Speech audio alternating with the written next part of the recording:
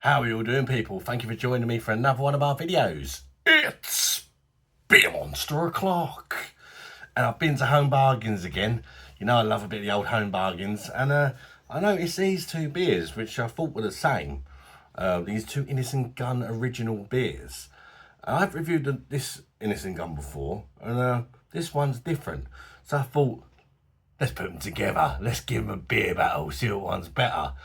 Now this is the original one that you find in sort of wee supermarkets and that. It's Innis Gunn, the original Scottish golden beer. Basically, it's a golden ale. It's been brewed in whiskey barrels, I believe. It's 330ml bottle, 6.6% ABV. And it cost me £1.69 in the Home Bargains. And then this one was cheaper, and that's what made me sort of investigate. Why is this one cheaper? Well, it's different. This one is Innis Gunn, the original XX cask strength release. Right, and this one is 7.7% ABV.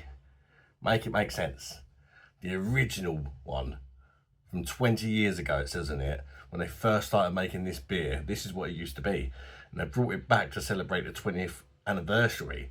So this is a bit of a special beer made the way they used to make it. So why is it 20p cheaper? 149. No, 149 this bottle.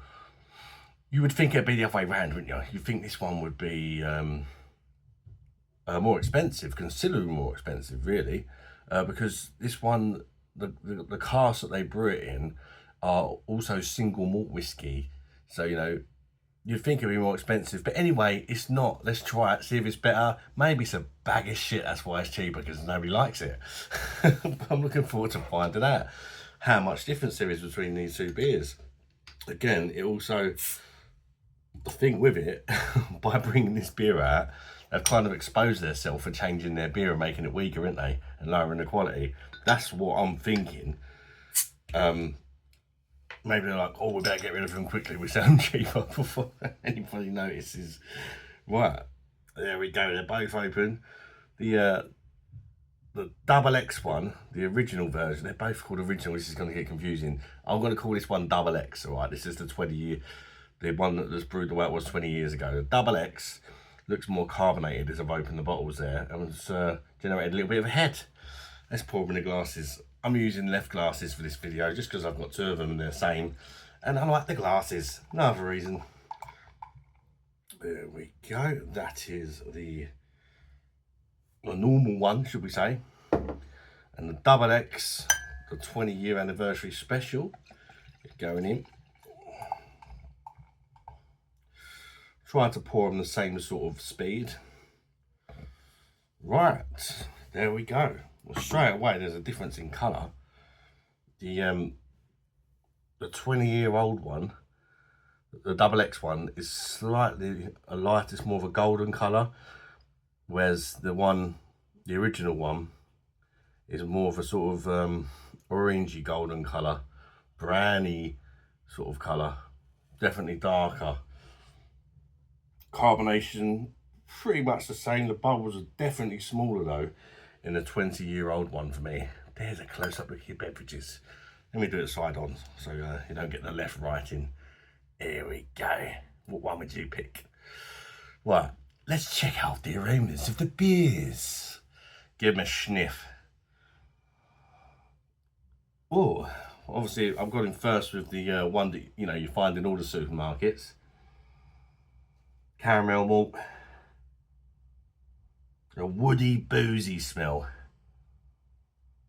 Not necessarily whiskey, just kind of like a woody, boozy smell, which is obviously coming from them casks. Bit of toffee. Yeah, I mean, it smells quite nice, to be fair. Something a bit different, isn't it? A beer with bloody whiskey in it. Let's check out the aromas of the double X, the original version. Is it going to have a better aroma? Oh yeah, much more fruity, very fruity aroma this one, like raisin, fig, prune, plum, that sort of thing, you know. Like a honey-like sweetness to it as well. dates sort of thing. I'm not getting the whiskey in this one, oddly. It's 7.7%. Slight booziness to that kind of fruitcake sort of thing going on there, I guess. But I can smell the whiskey more in the weaker one. Make it make sense, people. Make it make sense. Maybe my hooters is playing me up a bit, but, you know, I have to be honest. Anyway, let's chuck them down the neck and see if either of these two beverages are worth a buy in the old home bargains. And I'm guessing this one, you're probably going to have to get it quite quick because it's, you know, a special release. So if it is any good, get down your own bargains and get the double X before it sells out. They're clearly trying to get rid of it on the quick, aren't they?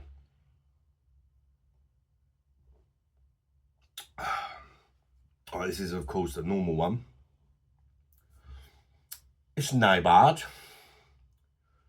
It's not too bad. It's light to medium bodied.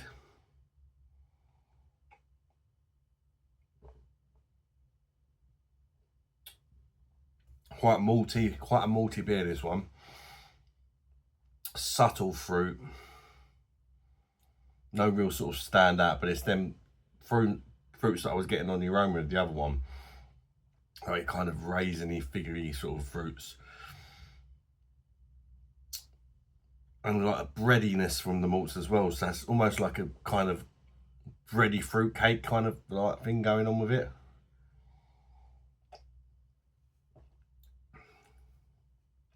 Some caramelised malts as well. It's quite a malty little number.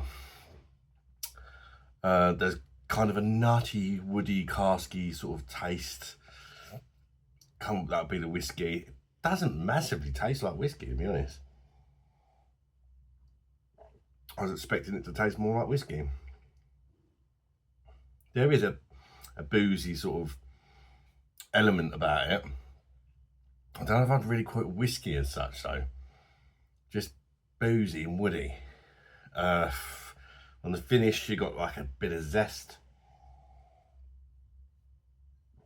lingery, zesty finish. It's quite dry. It's all right. I would give that one 7.5 out of 10. It's quite a nice beer. It's a little bit sweet for my palate, shall we say, but it's not too bad if you fancy something different and you're a fan of sort of whiskey beers. Give it a try. Is this other one, the double X, gonna be better? Yummy.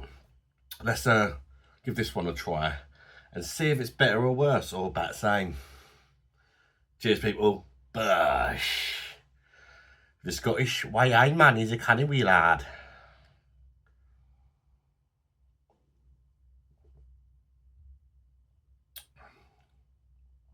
Oh, Jesus Christ.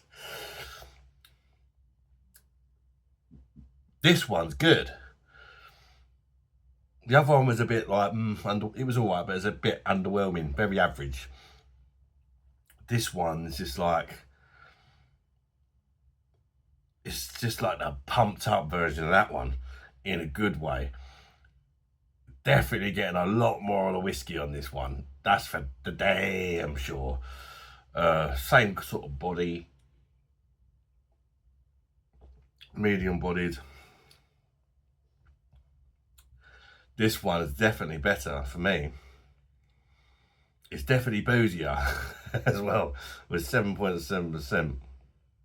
You can sort of tell, to be honest with you. I'm not going to lie and say it don't taste 7.7%. There is an element of a booziness about it.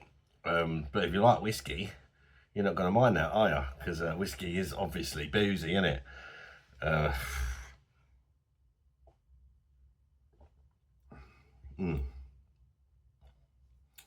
There's like a butteriness to the mouthfeel, and it's buttery. It's got a honeyed like sweetness, a better sweetness than the normal stuff for me. Touch of vanilla. It's just a more pleasant drink, to be honest with you. It's stronger as well, so it's got to get the job done, shall we say, a lot quicker, and it's bloody cheaper. it's a no-brainer, really, isn't it? It's a no-brainer. Probably costs them more to make it, and obviously with the tax laws and all that now, you know, it's just weird that it's cheaper. I just think they're trying to get rid of it because it's certainly superior than that. So they have changed it, like all beers do when they lower the ABV. It's reducing quality significantly. I mean, that's 1.1%. This is 1.1% stronger. And boy, does that make a massive difference. I mean, huge. It's huge. Like, I wasn't expecting such a big jump in flavour. This one's definitely got a nice whiskey flavour to it, where the other one was just boozy. Again, woody whiskey, dry and finish, slight zestiness on the end.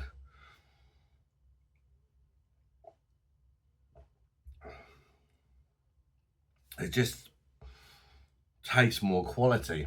It's just a superior product in every way, really. The flavours are just nicer. So yeah, I'll probably give this one about an 8.5 out of 10. Maybe a 9. I mean, this is not really particularly my thing, beer with whiskey in it. If that's your sort of thing, you'd probably score it more than that. You know, it's not really my cup of tea, so to speak. But I can tell that it's quality, if that makes sense. So I'm trying to pretend it is my cup of tea. I still can't go no higher than 8.5. But yeah, for 150, give it a bloody try if you're passing home bargains. It's worth a buy. The other one, not so much. Yeah, it wasn't too bad until I tried that one. And it just blows the socks off it, sort of thing, you know. Yeah, thanks for tuning in, guys. If you have enjoyed the video, could you hit the like button? It helps the algorithms, apparently. And consider subscribing to the channel if you like beer reviews, because that's what the channel's all about.